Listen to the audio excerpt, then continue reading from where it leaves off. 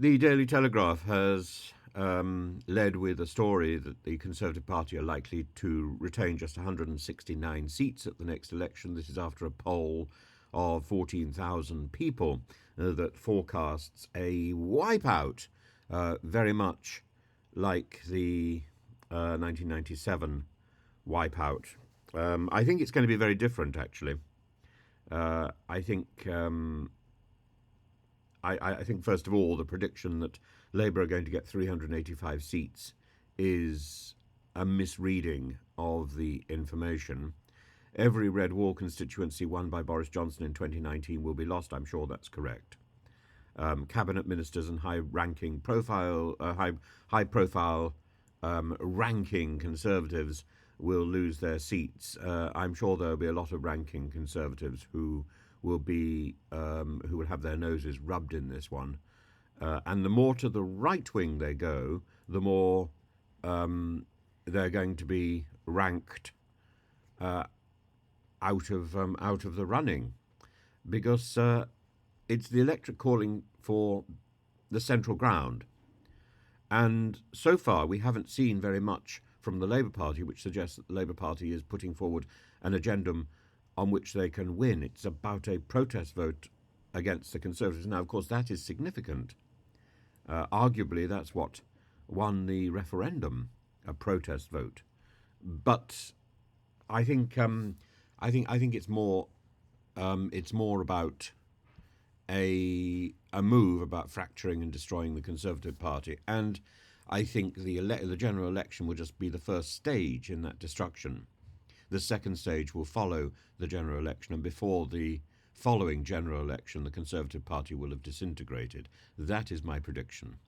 And it will disintegrate because the Suella Bravermans and her cohort cannot shut up and cannot, because it's the only thing they can talk about.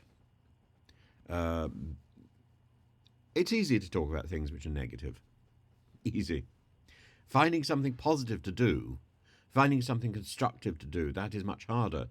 And that is something that the Labour Party is looking at and is being cautious about promoting with good reason.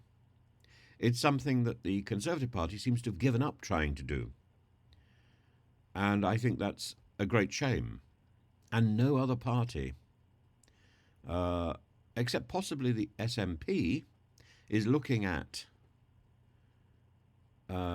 putting forward constructive ideas. I mean, the constructive ideas of the SNP I don't entirely agree with, but they are significantly more constructive than the destructive ideas of the Conservative Party. So 50 MPs have backed amendments by Bill Cash, for example, and Robert Jenrick that would sideline the international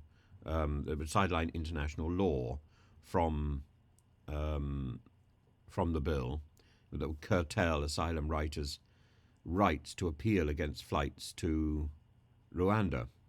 That, of course, that challenges international law completely. Now, it's true that the Labour Party thought about something similar when they were last in power under Tony Blair, but they didn't do it.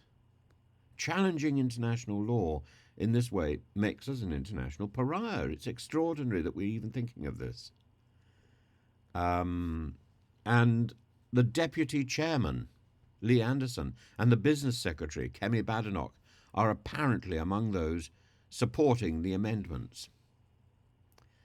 And the One Nation Conservative group, which is a bigger group, insists that the law as it stands is about as far as we can go. And Damien Green said, he was talking to LBC, said, I think that those who are saying we need to toughen it with these various amendments that have been put down are wrong. I think it will make the bill less effective, and therefore I oppose all these amendments. I'm supporting the government with its original bill. Many dozens of my colleagues oppose these amendments as well.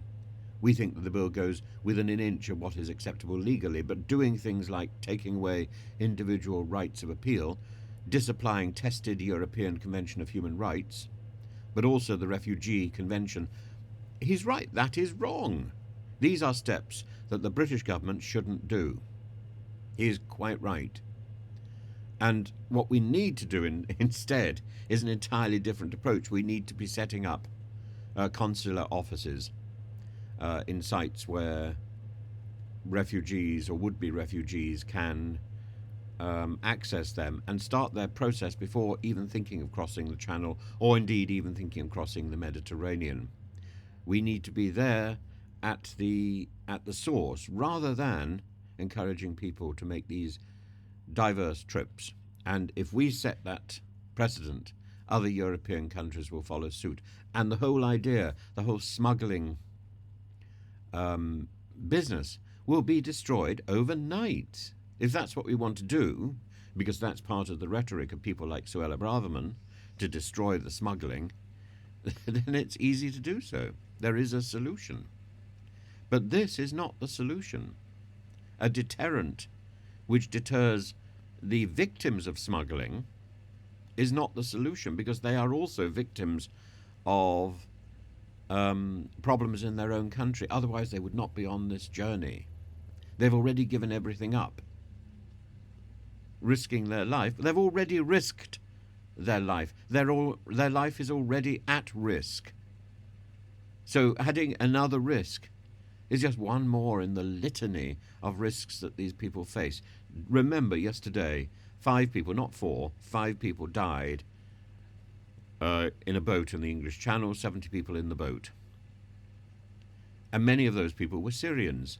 Syria is one of the places where there is an active war zone.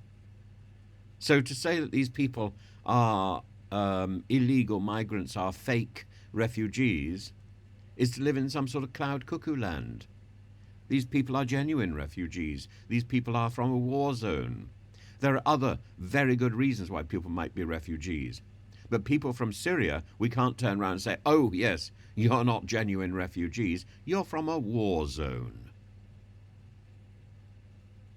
And there were also undoubtedly Afghans and Iraqis who we had promised to help. And we haven't. And Iraq is far from a stable country. There are people from other countries as far afield as Uzbekistan who have perfectly legitimate reasons to be seeking refuge in our country, partly because they speak English, partly because they may be, for example, gay, or they may be facing family pressure or pressure in the local community.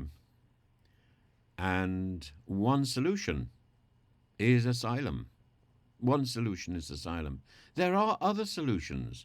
And if we were to get involved in helping these countries, maybe we could help to provide those solutions. But we are investing so much money in trying to deter migrants, we aren't in a position to exert a positive influence on the world stage at the moment. But we can. We can start by setting up consulates that potential refugees can access, particularly in the north of France. So if they've got that far, rather than crossing the Channel, they should come and see us, put their name down, and start the process.